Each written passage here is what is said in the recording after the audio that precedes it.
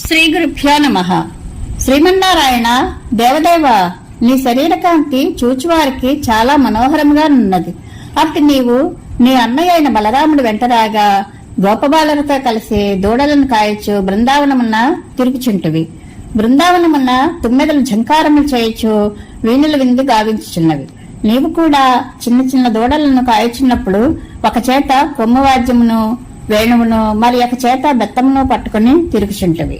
లక్ష్మీపతి, నీవు పవిత్రమైన బృందావనమున్న ఆవుదూడలను మేపుచూ తిరుగుచుంటవి. అప్పుడు నీ పాదచిహ్నములు బృందావనమందంతటా కనిపించినవి. నీ పాదపద్మములే లోకములన్నిటికీ శ్రీరామరక్ష. లక్ష్మీదేవి తన కరకమలములచే వాటిని లాలించుచుండును.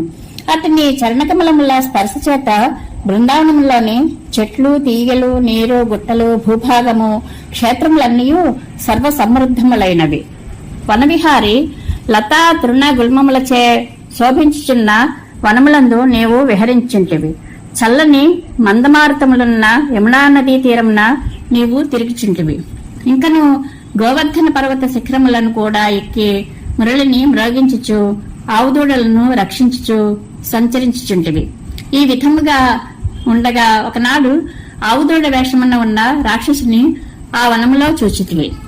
మదనమోహన, ఆ రాక్షసుడు తోకను పైకి ఎత్తి ఇటునటు దూకుచో నిన్ను చంపుటకు సమయం ఎప్పుడు చిక్కున్నాయని మాటిమాటికి తలను వెనుకకు త్రిప్పుచూ చూచుండెను.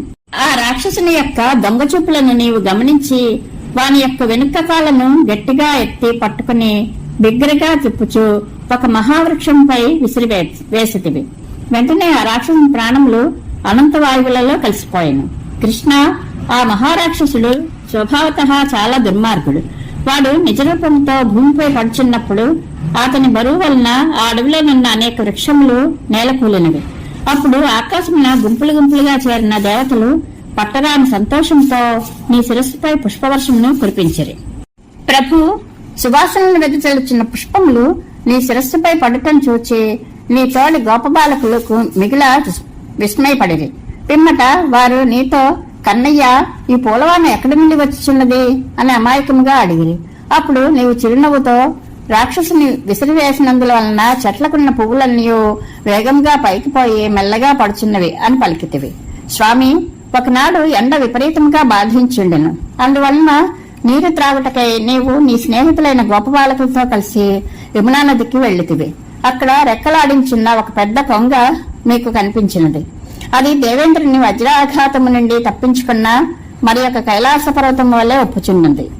ప్రభు, నీ తోడి గోపబాలకులందరూ యమునా నదిలో నీరు త్రాగుచుండిరి. ఇంతలో బకాసురుడు హఠాత్తుగా నీ పైబడి నిన్ను కబళించెను. అంతటా నీవు అగ్నితుల్యుడు కాగా ఆ మంటలకు తట్టుకొనలేక అతడు లబలబలాడెను. అప్పుడు నీవు అతని కంఠము నుండి బయటికి వెలువడెత్తివి. అయినను ఆ దుష్టుడు నిన్ను గోళ్లతో రక్కుటను ముక్కుతో చీల్చుటను ప్రయత్నించాను. దుష్టజనులను శిక్షించుటలో దక్షుడవైన నీవు వడుపుతో అతని ముక్కును పట్టుకుని చీల్చివేసేదివి. స్వామి, ఆ బకాసుడు తనకంటే ముందుగా చనిపోయిన తన సోదరి అయిన పూతనను చూచుటకు కాబోలు, లేదా తన తమ్ముడైన అఘాసుని కంటే ముందుగా వెళ్లి అతనికే ఎదురు చూచుటకు కాబోలు యమసదనమునకు చేరెను. ఆ సమయమున దేవతలు పూలవాన కురిపించిరి. పిమ్మట నీవు నీ మిత్రులతో కూడి బృందావనము నుండి ఇంటికి చేరితివి. నందబాల, గురువాయూర్ స్వామి, శ్రీహరి, గోపికలు మధురమైన నీ మురళీనాదమును చాలా దూరం నుండియే విని తొందరగా నీ దగ్గరకు వచ్చి సంతోషంతో నిన్ను చూచిరి. నీ తల్లి అయిన యశోద, నీ తండ్రి అయిన నందుడు కూడా నిన్ను చూచి చాలా పులికించిపోయారు. పరమాత్మ, నా యొక్క రోగములనన్నింటినీ తొలగించి నన్ను రక్షింపమయ్యా. దేవా, ఒకానొక సమయమున తోడి బాలురతో కలిసి వనభోజనం చేయవలనని నీకు బుద్ధి పుట్టినది.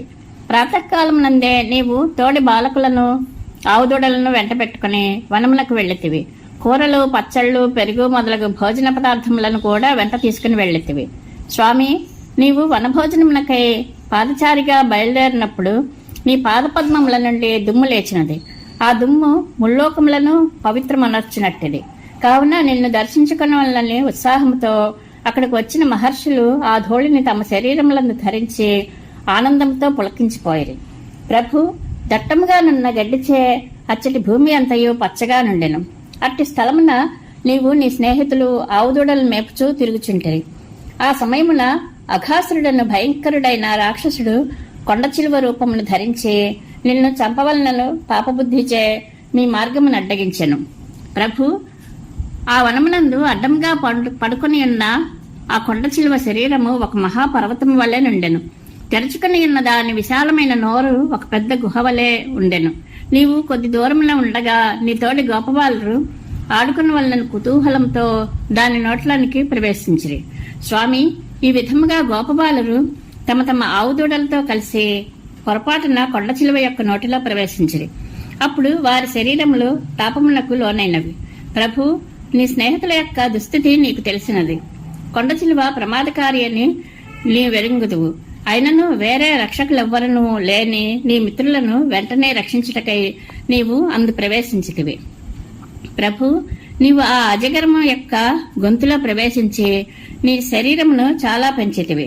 అందువలన ఆ సర్పము ఊపిరి ఆడక భూమిపై పొరలసాగినది.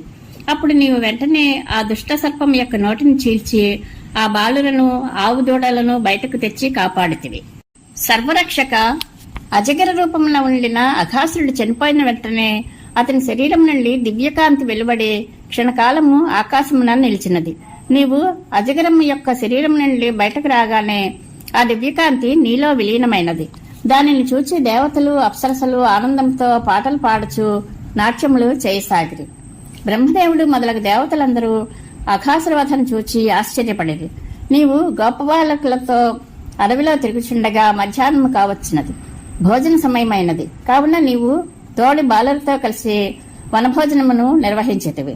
స్వామి, నీవు భోజనం చేయనప్పుడు కొమ్మువాద్యమును మురళిని నీ కటిభాగమున ఉంచుకుంటివి. చేతిలో పెరుగన్నమును వేళ్ల సందులో ఆవకాయ ముక్కలను ఉంచుకుని నీ స్నేహితులను సరసల్లాపములతో నవ్వించుచు కవ్వించుచు భోజనం చేయుచుంటివి. ఈ దివ్య దృశ్యమును చూచున్న దేవతలు నీ అద్భుత లీలలను గోపబాలుల అదృష్టమును అనేక విధములుగా కొనియాడసాగిరి. జగన్నాథ, గోపబాలుల మధ్య సుఖముగా కూర్చుని తినుట, దేవతల మధ్య కూర్చుని యజ్ఞభాగములను స్వీకరించుట కంటే మిక్కిలి ఇష్టముగా నీకు కనిపించినదని దేవతలందరూ నిన్ను స్తుతింపసాగిరి. అల్పలనైనా ప్రేమతో చూచే గురువాయూరప్ప, నా రోగములను పోగొట్టి దయతో నన్ను రక్షింపము. ఇది వత్సాసుర బకాసుర అఘాసుర వధ సమాప్తము. శ్రీకృష్ణానుగ్రహ ప్రాప్తిరస్తు. శుభం భూయాత్.